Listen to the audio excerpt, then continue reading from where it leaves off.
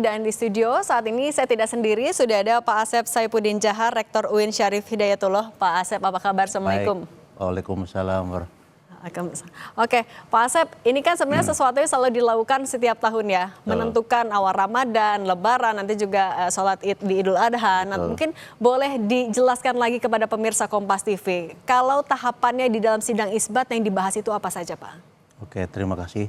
Assalamualaikum warahmatullahi wabarakatuh. Salam. Tentu dalam sidang isbat ini, pertama yaitu menyaksikan ataupun mendapatkan informasi dari penyaksian atau persaksian para mereka di beberapa titik yang melakukan pemantauan langsung hilal di beberapa titik.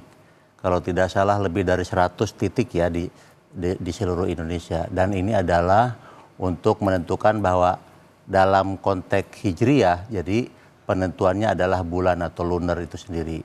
Maka bagaimana penentuan awal bulan itu, maka ditentukan kita dalam konteks ini memang ada dalam kategori hisab dan ru'yah. Tapi dalam konteks inilah yang digunakan oleh pemerintah adalah penggabungan antara hisab dan ru'yah. Itu yang pertama.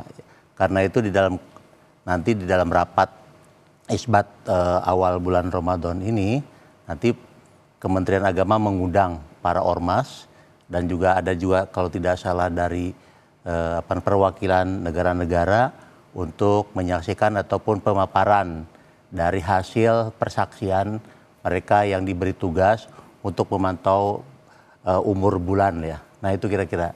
Sehingga nanti akan ketahuan apakah besok kita memulai awal Ramadan atau tidak. Karena ini adalah dihitung sebagai tanggal 29. Jadi kalau memang belum terlihat maka jumlah bulan atau jumlah hari digenapkan menjadi 30. Nah di dalam konteks inilah nanti kita karena menggunakan ru'yatul hilal, maka nanti kan ada aturannya yang disebut dengan berapa hilal tingginya, artinya berapa 3 derajat misalnya gitu. Kemudian elongasinya kalau tidak salah sekitar 6 derajat. Maka itulah nanti akan terlihat seperti apa.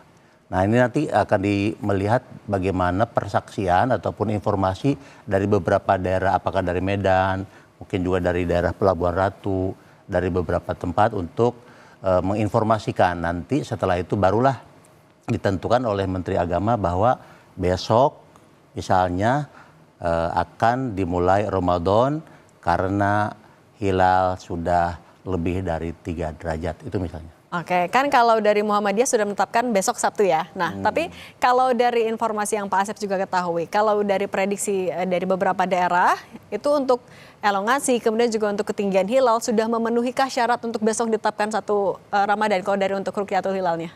Ya nanti kita lihat dulu, saya juga belum bisa menyampaikan. Ya, kali Bapak juga sudah dengar dari prediksi. Dari beberapa memang informasi yang tadi beberapa yang kita lihat memang ada yang sudah di atas 3 derajat. Artinya ru'yatul hilal sudah terlihat. Nah, artinya memang sudah umur bulan dari bulan Syaban ini sudah habis sehingga akan memulai kepada bulan bulan Ramadan.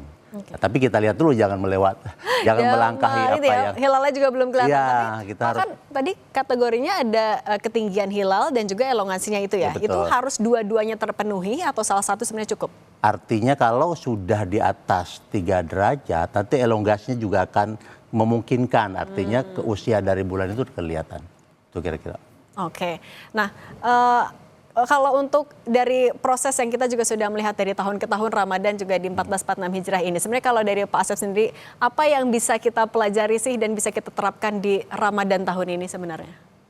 Pertama yang harus kita pahami sebagai umat beragama bahwa ini adalah sebuah ijtihad atau upaya untuk mencari ataupun mendapatkan suatu titik awal memulainya ibadah.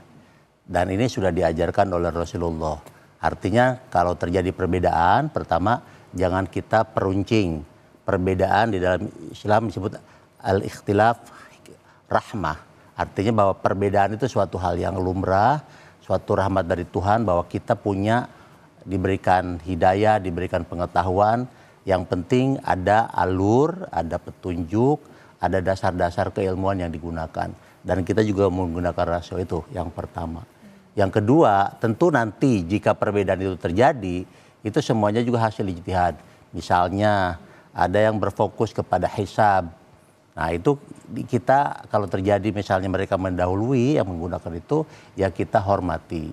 Dan yang kedua tentu misalnya karena penggabungan hisab dan ru'yah ini kemudian berbeda juga, harus juga dihargai bahwa ini adalah sebuah ibadah. Dan yang ketiga yang lebih penting sebenarnya di dalam Ramadan ini ibadahnya itu sendiri.